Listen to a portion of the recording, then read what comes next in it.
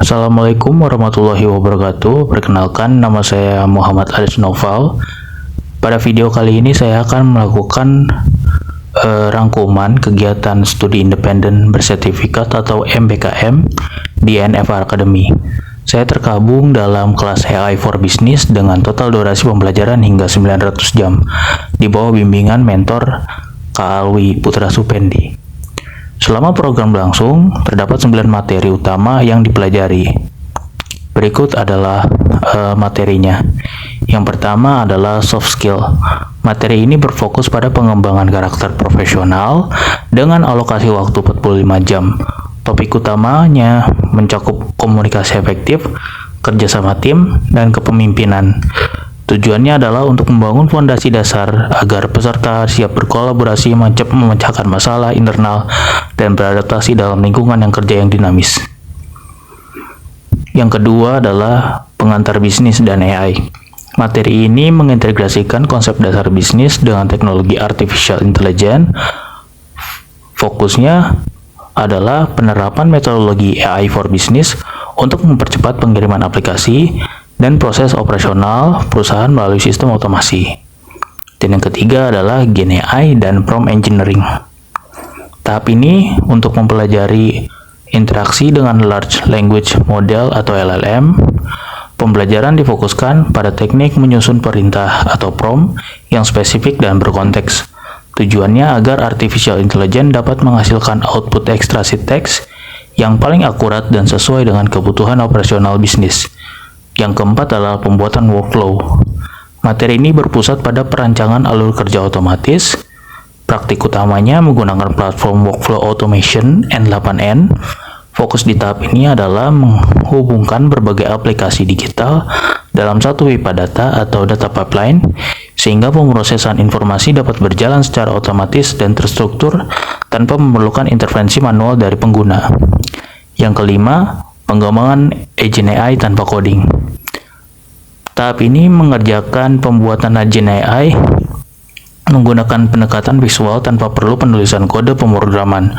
Metode no-code ini memungkinkan pengembangan solusi AI terotomasi secara lebih cepat dan efisien, menjadikannya relevan bagi divisi yang berfokus pada manajemen operasional bisnis.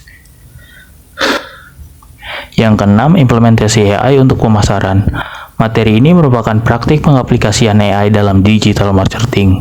Implementasinya mencakup riset target audience, pembuatan draft kampanye pemasaran, dan optimasi konten menggunakan perangkat berbasis artificial intelligence untuk meningkatkan presisi dan efisiensi strategi pemasaran. Dan yang ketujuh, implementasi AI untuk keuangan. Fokus tahap ini adalah penggunaan AI untuk mengelola dan menganalisis data finansial. AI diimplementasikan untuk melakukan pemrosesan angka, peramalan anggaran operasional, serta mendeteksi anomali pada laporan keuangan agar tugas-tugas administratif dapat selesai dengan lebih cepat. Yang kedelapan adalah implementasi AI untuk manajemen SDM. Materi ini menerapkan AI untuk mengoptimasikan operasional divisi Human Resource. Praktiknya meliputi proses penyortian dokumen rekrutmen secara otomatis, analisis data karyawan, dan evaluasi kinerja SDM secara objektif berbasis sistem cerdas. Dan yang kesembilan adalah final project. Tahap terakhir ini menghasilkan laporan akhir MBKM yang merangkum perancangan proyek nyata dengan alokasi pengerjaan 180 jam. Proyek ini berjudul Pengembangan Sistem Diversity and Inclusion Data Anonymizer dengan survei menggunakan Tally dan API Grok. Saya berperan sebagai workflow developer dalam tim pelaksanaan proyek lingkup pekerjaan. Saya adalah merancang alur kerja yang mengintegrasikan Tallyform sebagai antarmuka input survei, platform N8N sebagai pusat otomasi, dan API Grok sebagai large language model.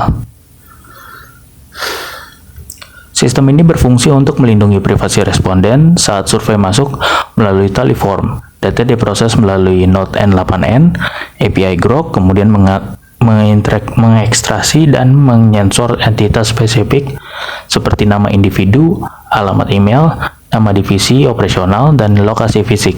Data yang bersifat sensitif tersebut baik dalam bahasa Indonesia maupun bahasa Inggris, langsung diganti dengan label teks disensor.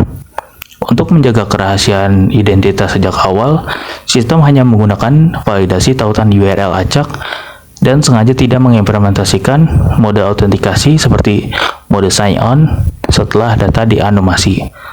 Hasil akhirnya disimpan secara otomatis ke Google Spreadsheet dan dikirim ke dashboard manajemen operasional dan menggunakan platform Trello.